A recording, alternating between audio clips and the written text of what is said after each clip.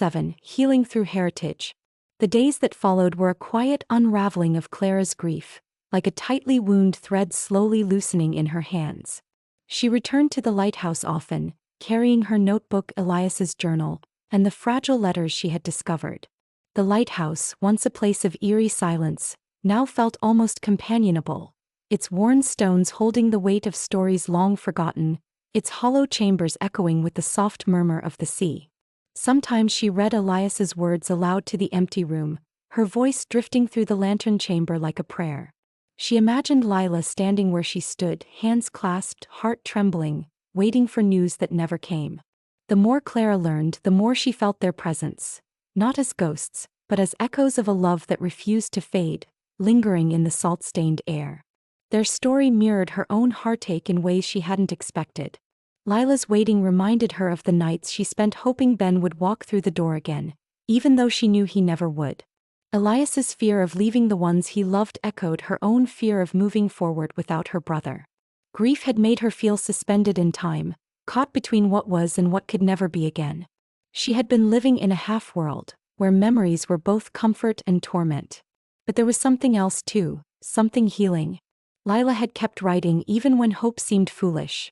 She had poured her love into letters, trusting that somehow, somewhere, Elias would feel them.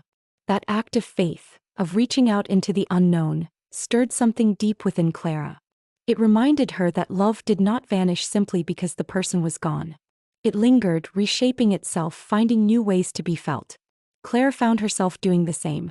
She began writing letters to Ben, letters she knew he would never read, but that allowed her to speak the words she had buried inside her heart. She wrote about her anger, her sorrow, her guilt. She wrote about their childhood summers on the beach, about the way he used to race her to the water, about the jokes only they understood. She wrote about the bottle she found, about Elias and Lila, about the strange comfort their love brought her. Each letter she folded carefully and placed at the base of the lighthouse, beneath the carved rose and anchor. It became her ritual, her way of keeping Ben close while learning to let go of the pain that had held her captive for so long.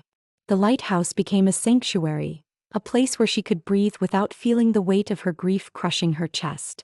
She began to notice small changes in herself. She lingered longer in conversations with townspeople. She smiled more easily. She found herself humming as she walked along the shore. The world, once muted and gray, began to regain its color. The sea breeze felt softer. The sunlight warmer. Even the nights seemed less heavy. One evening, as the sun dipped below the horizon and the sky blushed with lavender and gold, Clara sat on the lighthouse steps with her latest letter. The sea breeze lifted her hair, carrying the scent of salt and wildflowers. The waves shimmered like liquid silver, rolling gently against the rocks as though whispering encouragement. She whispered into the wind, "Love doesn't disappear. It changes shape." And she realized she believed it. Elias and Lila's love had survived storms, time, and loss. It had found its way to her, guiding her toward healing. Ben's love, too, lived on, in her memories, in the choices she made, in the strength she was slowly reclaiming. She felt him in the quiet moments, in the laughter she was beginning to rediscover, in the courage she found to keep searching.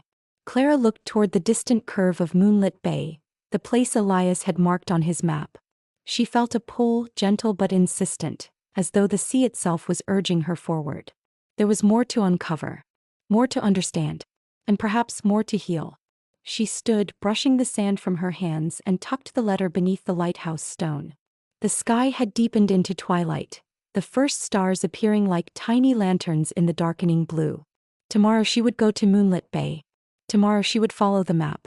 Tomorrow she would take the next step in a journey that was no longer just about Elias and Lila, but about her own heart finding its way back to the light.